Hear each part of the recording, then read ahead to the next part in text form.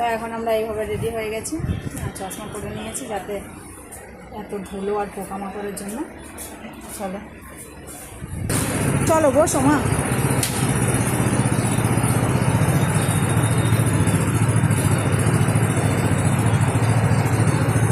এখন চলে এসেছি আমাদের এখানে লেডিস মার্কেটে, কারণ বার্থডে গার্লের জন্য এখনও কিছুই গিফট নেওয়া হয়নি, সেটা নিতেই এসেছি লেডিস মার্কেটে। দেখো দুটোর মতো চয়েস করো, ভালো লাগছে। और क्या है, ये जितना मन पड़े उतनी बार ये धो भी सकते हो।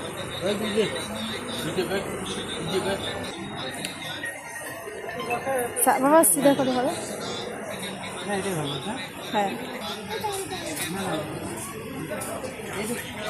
अभी आपको पन्नी है तो रखना पड़ेगा, मेरा अंदर जाने का रास्ता ना बेटा।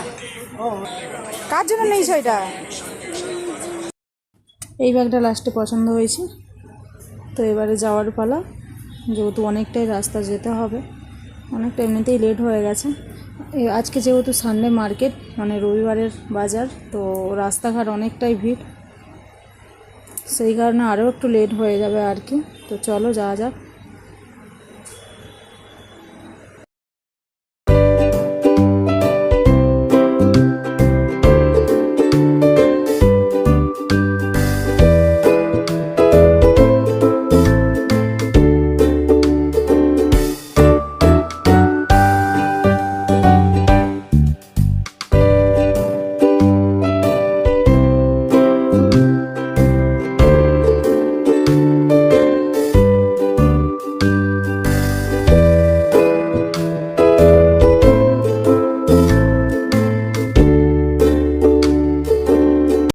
তো দেখতে দেখতে আমরা তো চলে এলাম।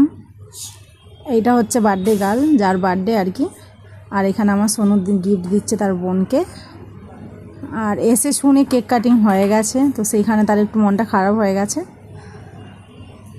কারণ সোনুর কিন্তু অনেক শরীর খারাপ। আমাদের যাওয়ার কিন্তু কোনো কথা ছিল না, কিন্তু সোনু ওই বোনের বার্থডেতে যাবেই, তো সেই কারণেই আসা আর কি বিশেষ করে।